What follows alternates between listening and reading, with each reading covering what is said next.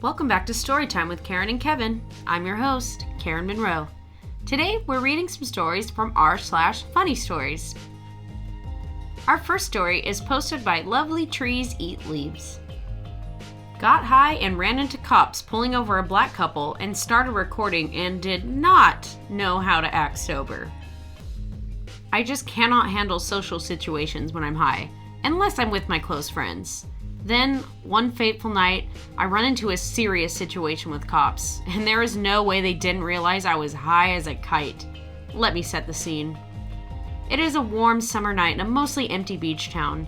My friends and I had just gotten drunk and then really high when we decided to go out for a walk near the beach. So we start walking and smoking and getting higher.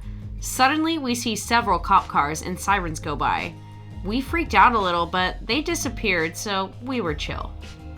5-ish minutes later, we end up at the main beach street where we see some cops having pulled over a car.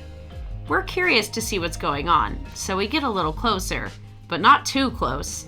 We didn't want to get in trouble for public intoxication and the like.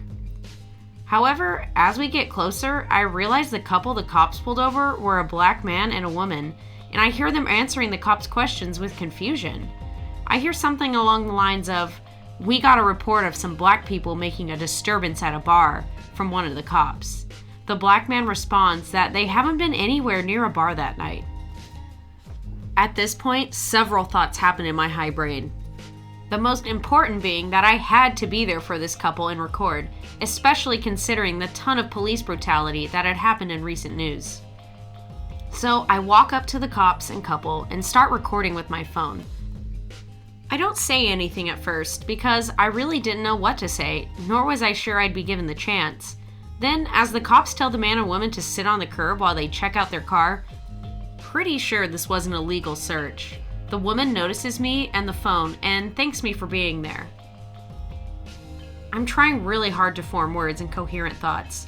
Again, I was drunk and really high, and I say, "No problem." Then it's silent as the couple sit on the curb and the cops start roaming through their car. Being high, I start to feel a weird mixture of paranoia and social awkwardness, and I feel that it's been ages since anyone has talked. Felt like 20 minutes, but in the video I think it was more like 2 minutes of silence. And I'm thinking I need to do something to ease the tension. Then I open my mouth. "So," I begin, and then take a big breath that allows the rest of my words to stumble out together in such a way that not only surprises everyone, but also very obviously makes them aware I'm not sober. Have y'all heard about the astronauts up in space? It's kind of crazy. Like, people I know have built the systems in place and technology to allow people to go to space. It really makes you wonder at how great the universe is and how we all need to be there for each other. They all look at me. The woman looks like she instantly regretted thanking me, probably wondering what lunatic would try and start a conversation like that in this situation. As it was apparent, I was very not sober. Then the man saves the day and starts joining my conversation. We find out we're both from South LA, and a real conversation starts. Then the cop asks if I can stop recording because he has a camera on him and it's not necessary. But I persist. He gets defensive. The woman tries to defend me. Then they get into a heated argument. I, again, feel extreme social awkwardness and start talking. "You know, we all live in this world and it's hard no matter what. We just all need to be here for each other. We all have our own families and shit we deal with. And I want you to know I'm here for you. You know, in this world, we only have each other. We can't let one another down." The cop and woman look at me, this time in a weird combination of disbelief and relief. And the cop starts agreeing, and the woman starts agreeing. And then they both apologize to one another for the tense situation and shake hands. It was effing crazy. Anyways, the cops end up admitting that they had the wrong people, even that they may have jumped the gun on stopping them, and let them go. I stop recording after the cops pull away, and the couple leaves, and I head back to where my friends were waiting. And I believe that I saved that couple, and that, just maybe, I had some unknown superpower that could erase racism and solve conflicts. Until I once again became sober and realized the world sucks, But if you ever want to ease a tense situation, just make a fool out of yourself. It'll confuse everyone else enough to get them to band together to deal with your weird lunatic shit. The end. OP, I commend you for doing the right thing and trying to help, despite not being in exactly the best state to do so. I'll admit, I have been in that paranoid state, but I can only imagine how amplified it would be when you're trying to deal with an authority figure too. The odds of that working out the way it did seem kind of far-fetched, but Hayu is apparently a great problem solver. Our next story was posted by Psychological Tax 873. Somehow, for about 20 years, I thought that Taco Bell was just a meme. Let me explain. I grew up in a family that didn't have fast food. My family was obsessed with status and thought fast food was, in a way, beneath them. We didn't even allow for pizza to be delivered to our house because that's too poor. So for almost my whole life, I mainly only knew of McDonald's, Arby's, and Jack in the Box because they were around my house. When I got to college, my significant other asked if I wanted to have some Taco Bell. I couldn't stop laughing. He asked what was so funny. It was at this moment I realized how sheltered my life was. I always ever thought Taco Bell was a meme I heard on the internet, and how this meme became so famous that there were ads in fake Taco Bell buildings. I was so confused when he asked me if I wanted some. I had no idea it was a real place or anything. So the first time I had Taco Bell and learned it was a real thing and real food wasn't until I was 20. To this day, my significant other is utterly confused how I managed to think that one of the country's biggest fast food franchises is about as real as the Illuminati. I don't know what words I have for this one. I think sheltered isn't a strong enough word to describe your situation, OP.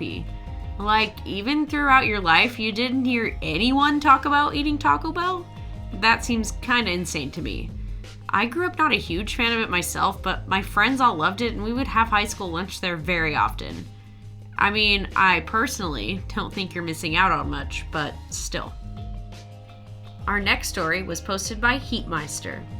Young with a lot of free time. I was about 17 and still living at home. Pretty nice neighborhood, with houses real close together. Anyway, I was at Walmart one day and saw they had a small garden gnome for sale for super cheap, like a couple of dollars each.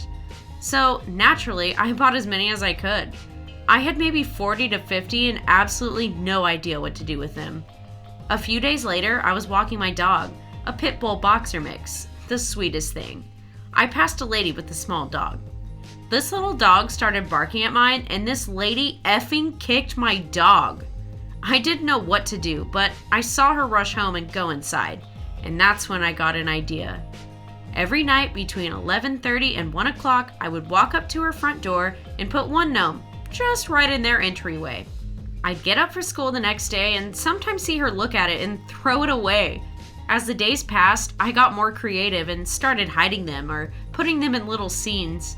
One day I saw her and her husband yelling at each other, pointing at them. I'm pretty sure I drove them insane, and it was well worth the money I spent. Don't kick my effing dog. Opie, this could have easily gone in r/petty revenge, because this is the ultimate petty revenge if I ever heard it. Like, I can't think of a more harmless way to drive someone insane and question what the heck is going on with these gnomes. I would have loved to see that lady's face every morning. Definitely worth the money. Our next story is posted by FormalTree3659. Not the golden shower he was looking for. So this happened to a close friend of mine, and he's too embarrassed to post about it. So what are friends for? Here I am. This friend, let's call him Sam, was standing at the toilet bowl taking a piss. Right hand holding the elastic band of his shorts down below his junk. Left hand on the seat cover to prevent it from dropping down. All good, but his downfall was the little fever patch he had on his forehead for his flu. In case you don't know what fever patches are for, they're small adhesive squares bundled with hydrogel. You stick one of these in the freezer so the hydrogel gets cold as sin, then slap it on your forehead or whatever else needs cooling. And very quickly, the little thing sucks up a surprising amount of heat from your body. Pretty nice, really, but it can be a bit painful in more sensitive places. Anyway, there was Sam.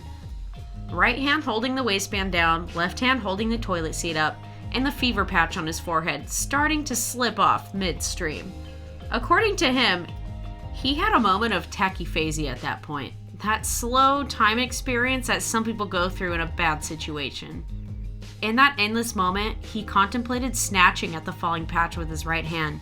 But no, that would cause his shorts to spring up and divert his pee up as a happy fountain.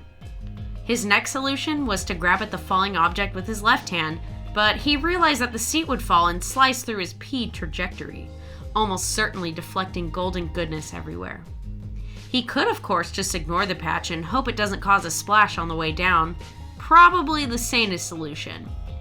And right then, he snapped out of his bullet time and his body just moved. In one smooth action, he let go of his shorts and the toilet seat to raise his hands to his face. He missed the patch with both hands and instead slapped himself on the nose and eye while his joyful elephant arched a beautiful spout up and all over his shirt, shorts, hands, and face, jerking back and slamming his hands down in both pain and surprise.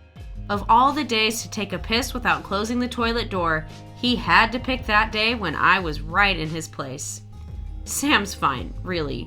Chest really hurt, and I couldn't stop laughing at him and perhaps just a little offended that I've taken his story to Reddit. But did I already say something about what friends are for? Well, OP, being that I'm not a man, I can only imagine your friend is incredibly embarrassed. But it honestly makes me glad I get to sit down to do my business, because this would just not happen to a woman, and thank God for that. I hope your friend learned his lesson about trying to catch a falling object. Most of the time, you should just let it fall. That's all for today. Thank you so much for listening.